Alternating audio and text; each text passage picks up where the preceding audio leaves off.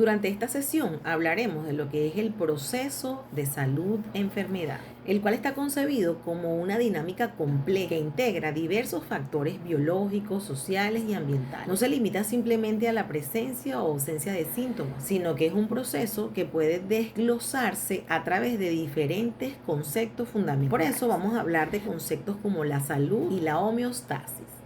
La salud, de acuerdo a lo que dicen las fuentes de la OMS, es concebida como un estado completo de bienestar físico, mental y social, tanto para individuos como para las sociedades.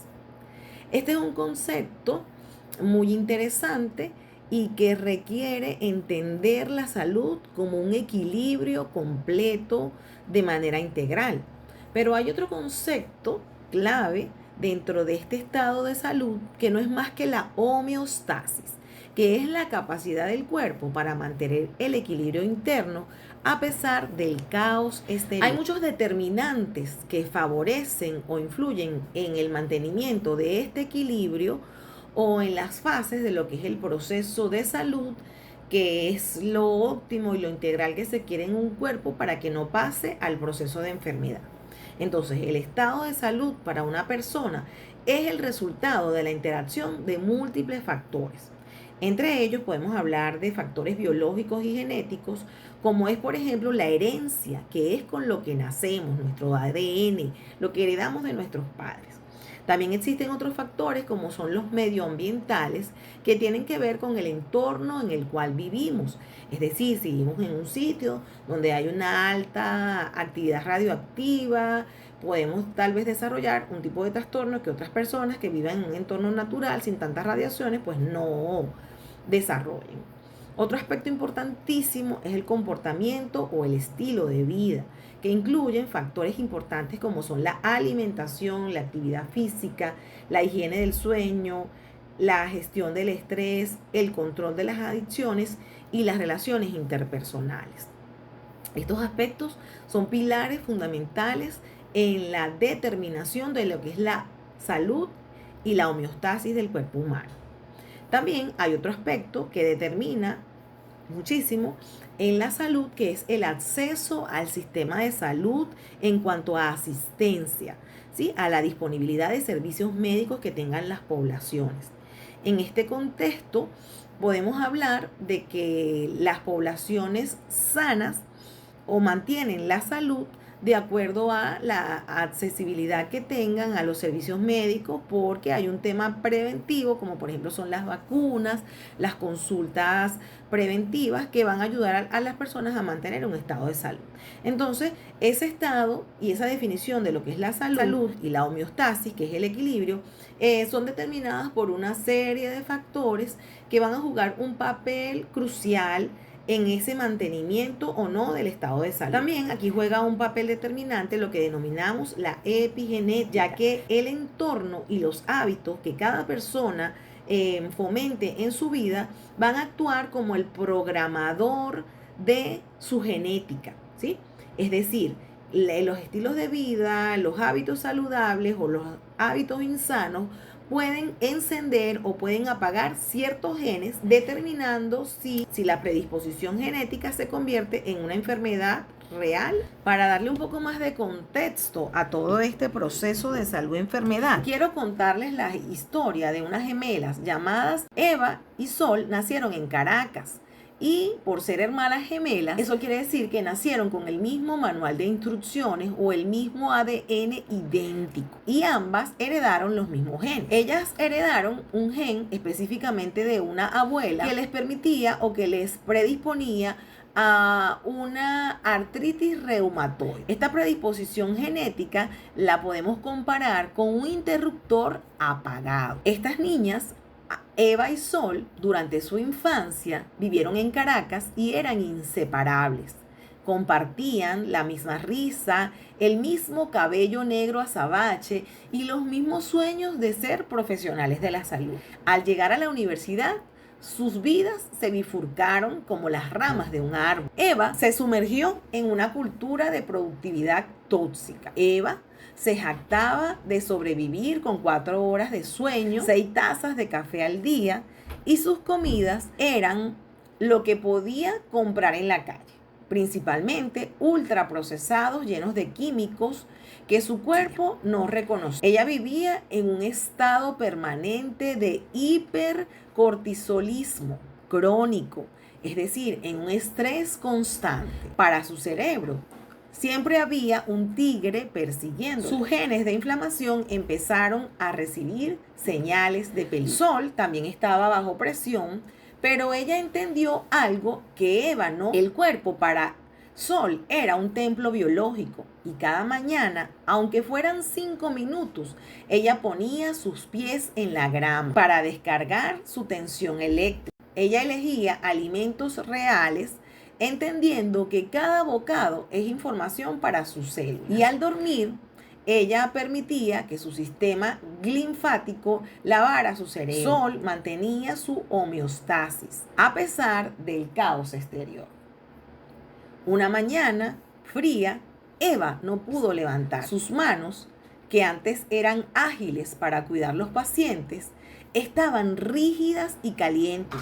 El dolor era un grito sordo. Fue a un servicio de salud y el médico fue directo con ella y le dijo: Eva, tus genes de autoinmunidad han despertado. Ella lloraba de impotencia. Es mi herencia y no puedo hacer nada. Pero entonces vio a Sol, que entró a la habitación con la misma edad, con los mismos genes, pero con una agilidad que Eva había perdido. Entonces no era suerte, era la epigenética. De la historia de las gemelas Eva y Sol podemos extraer conclusiones fundamentales sobre este tema del proceso salud-enfermedad y el papel de la prevención. Podemos decir que el ADN entonces no es el destino final, porque aunque ambas gemelas compartían el mismo libro de instrucciones, es decir, el mismo ADN o el mismo material genético y la misma predisposición hereditaria para desarrollar artritis reumatoide, sus realidades de salud fueron opuestas. Esto demuestra que la herencia es un interruptor que puede permanecer apagado. Y esto nos lleva a la conclusión de que la epigenética es como un programador. Si el ADN es el papel y los colores que te tocó en la repartición, el estilo de vida es la mano que va a pintar esa obra de arte. Es decir, los hábitos de Eva, de estrés crónico, falta de sueño, mala alimentación, le enviaron señales de peligro a sus genes, activando la enfermedad. Por el contrario, los hábitos de Sol, es decir, el contacto con la naturaleza, el consumo de alimentos reales y el descanso, mantuvieron esos genes silenciados. Sol logró mantener su homeostasis o su equilibrio interno a pesar del caos externo, porque las dos vivían en la misma ciudad. En cambio, la enfermedad de Eva se define como la manifestación de un sistema que perdió su equilibrio debido a factores externos y a su comportamiento. Entonces, aquí rescatamos el poder de la prevención y de la educación. En esta historia resalta el entorno y cómo ese entorno le habla a los genes. Como futuros profesionales de la salud, como parte del equipo multidisciplinario, la conclusión es que existe y tenemos la posibilidad de cambiar nuestra historia de salud. Cada una de las personas, mediante la educación, en los microhábitos, antes de que aparezca una patología. En definitiva, la historia nos enseña que la salud es el resultado de la integración de todos estos aspectos, donde el estilo de vida tiene un peso suficientemente grande para determinar si una predisposición genética se manifiesta o no se manifiesta. Entonces, la salud óptima es un estado de equilibrio dinámico, donde el individuo no solamente carece de una enfermedad, sino que alcanza su máximo potencial de bienestar a través de sus hábitos y de su entorno. Un estado de bienestar integral, es un estado complejo de bienestar físico, mental y social. Y para alcanzar ese nivel óptimo, el organismo debe mantener la homeostasis, que es esa capacidad de conservar el equilibrio interno a pesar de las presiones del exterior. Y el estilo estilo de vida entonces es ese programador. Una salud óptima depende de que la persona actúe como un buen programador. Es decir, esto implica que aunque hayan predisposiciones genéticas a ciertas enfermedades, estas puedan mantenerse apagadas o puedan mantenerse a raya o minimizadas mediante un estilo de vida saludable.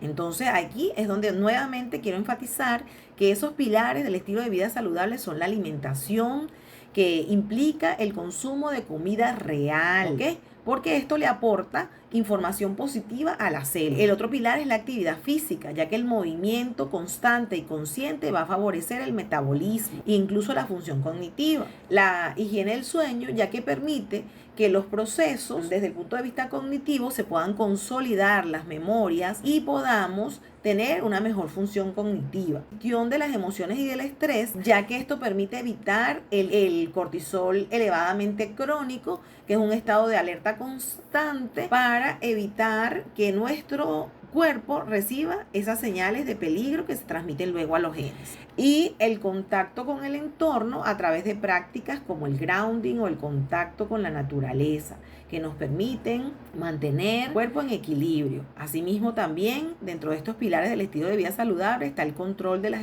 adicciones. Digamos, minimizar o evitar el consumo de tabaco, de alcohol, de drogas ilícitas, e incluso minimizar lo que tiene que ver con consumo de manera adictiva de redes sociales o de información digital. Los factores de riesgo son otro aspecto importante que vamos a desarrollar porque nos permiten entender por qué algunas personas desarrollan enfermedades y otras no, incluso si comparten la misma carga genética. Entonces, los factores de riesgo no son más que circunstancias o características de una persona o de un grupo de personas que aumentan la probabilidad de padecer una enfermedad. Es importante destacar algunos puntos claves, como por ejemplo, no es que los factores de riesgo sean la causa directa de la enfermedad, sino que el factor de riesgo es un elemento que predispone al desarrollo de esa enfermedad, pero no es que sea la causa directa. El factor de riesgo es como un efecto potenciador. Cuando existen varios factores de riesgo al mismo tiempo, su acción conjunta aumenta significativamente la probabilidad de que esa persona enferme.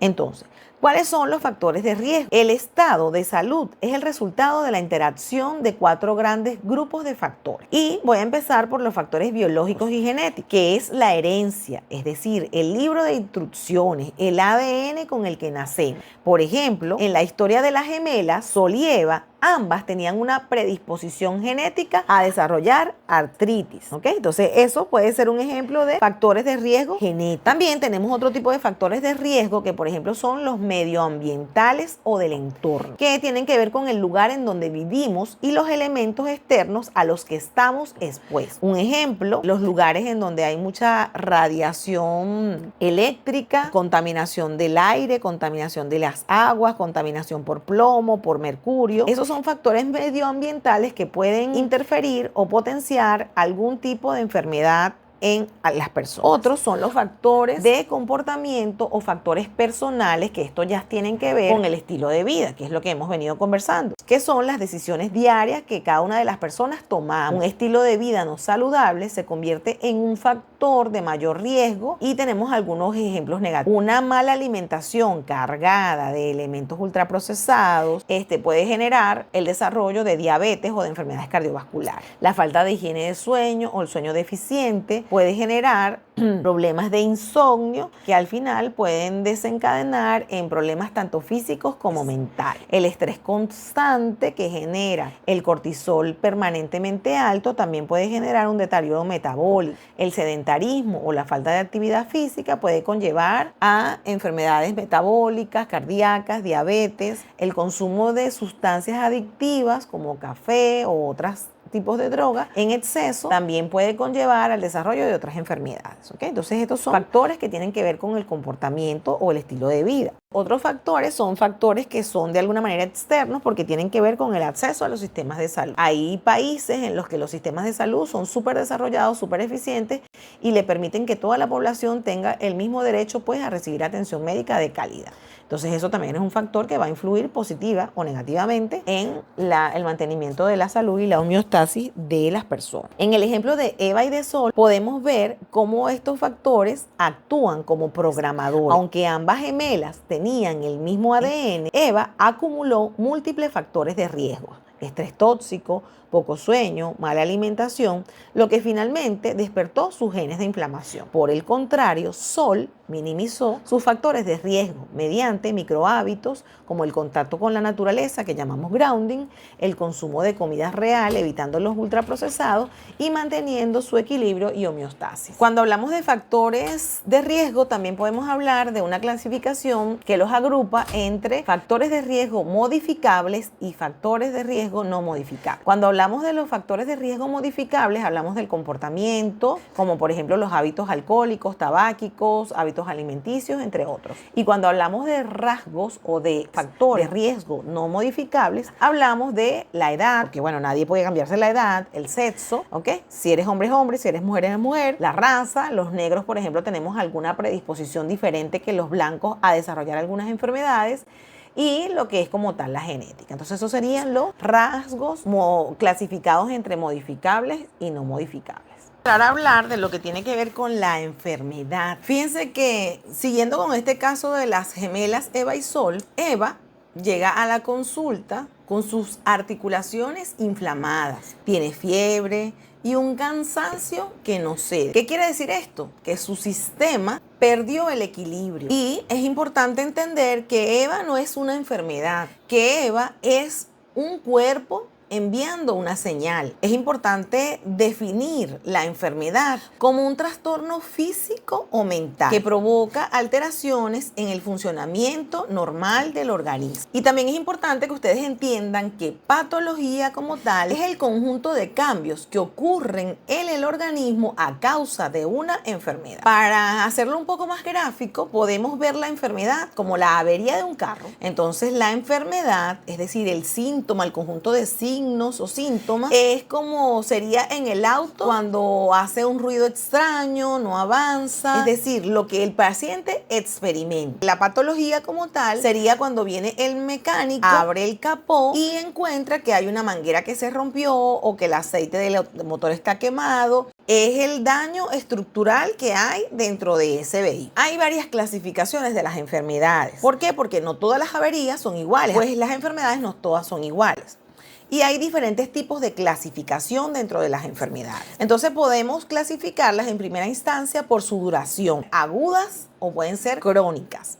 ¿Qué quiere decir que una enfermedad es aguda? Es una enfermedad de aparición brusca o abrupta. Por ejemplo, un traumatismo que genera dolor, sangrado, una situación, es una enfermedad aguda. Mientras que las crónicas son enfermedades que se prolongan en el tiempo y son enfermedades que van a generar un desgaste progresivo. Eso es lo que llamamos crónico. Entonces, agudo lo abrupto, una apendicitis. Lo crónico o algo que se queda en el tiempo, como por ejemplo pudiera ser una diabetes con la que el paciente puede vivir por muchos años. También hay otro tipo de clasificación que tiene que ver con el impacto en la población. Entonces, esto tiene que ver con la cantidad de personas que la padecen, pocas o muchas. Podemos hablar entonces de enfermedades esporádicas, endémicas, epidemias o pandemias. Que recientemente vivimos el COVID, entonces ya todos entendemos lo que es una pandemia, que quiere decir que prácticamente toda la población mundial o todos los países, estados, pueblos de la población pues se vio afectada por este terrible virus como lo fue el coronavirus. Podemos hablar de enfermedades esporádicas, que son aquellas que se producen